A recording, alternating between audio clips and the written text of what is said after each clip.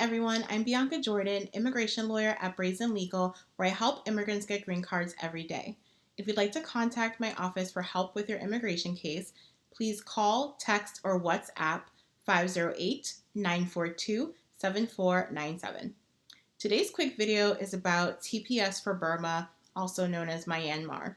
A couple months ago, I did a video explaining that the Biden administration has decided to designate Burma for TPS due to everything that's going on in that country at this time. In order to apply for TPS, you have to be a national of Burma and you have to have been physically present in the United States as of March 11th, 2021. The registration period for TPS Burma starts today, May 25th, and it ends November 22nd, 2021.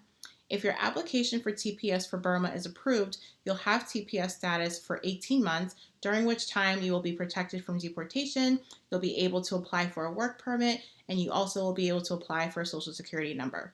If you've ever applied for asylum, have a criminal history, have been in immigration court, whether you've been deported or you have an active immigration case in immigration court, you are encouraged to work with an immigration attorney on your case.